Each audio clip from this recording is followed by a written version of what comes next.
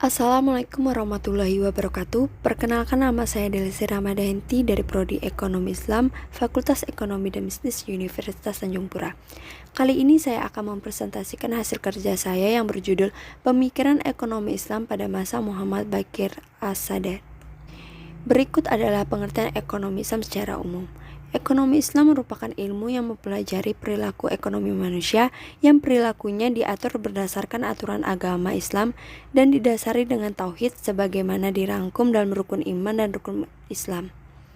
Gagasan tentang ekonomi Islam di Indonesia telah muncul sejak awal abad 20 ketika Haji Samanhudi mendirikan Syarikat Dagang Islam atau SDI.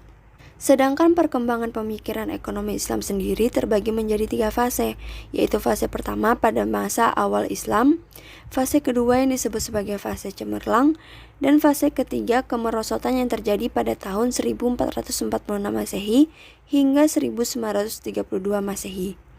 Dan pada kali ini saya akan membahas tentang pemikiran ekonomi Islam pada masa awal Islam, tepatnya pada masa Muhammad Baqir As-Sadar. Biodata singkat Muhammad Baqir As-Sadar. Muhammad Baqir As-Sadar As-Sahid dilahirkan di Kathimiyeh pada 25 Zulkaidah 1353 Hijriah atau 1 Maret 1935 Masehi dan wafat pada tanggal 8 April 1980.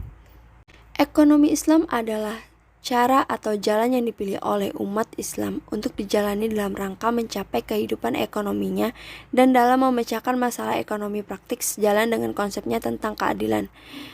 Di sini adalah pengertian ekonomi Islam menurut Muhammad Baqir As-Sadar. Selanjutnya, karakteristik ekonomi Islam.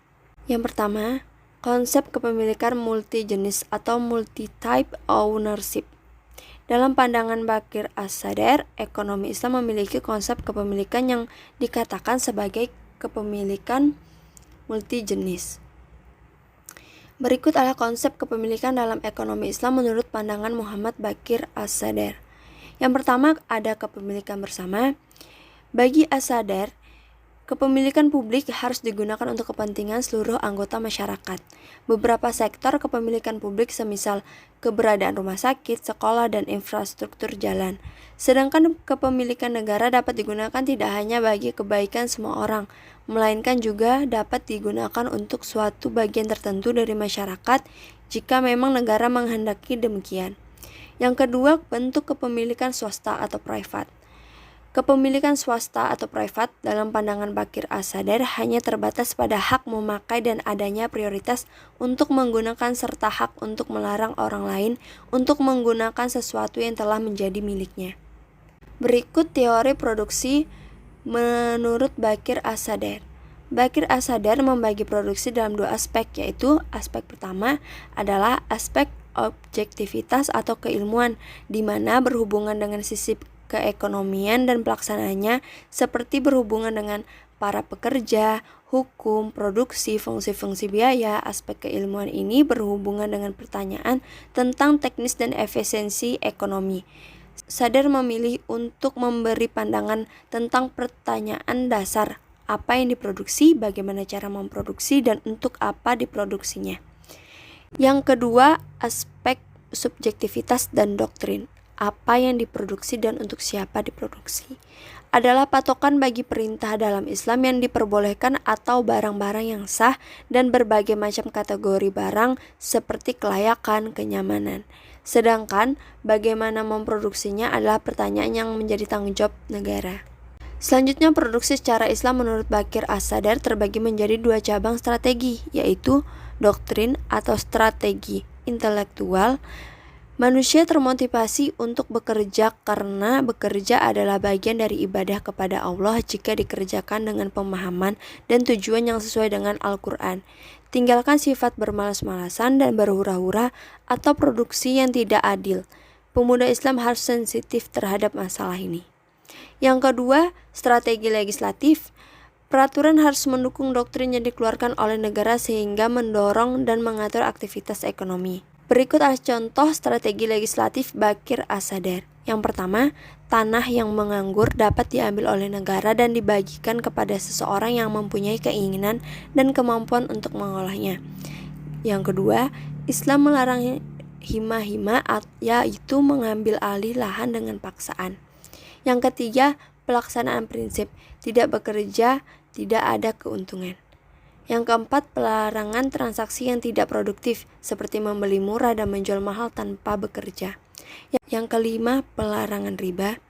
Yang keenam, pelarangan penimbunan uang maupun emas dan pelarangan penumpukan kekayaan.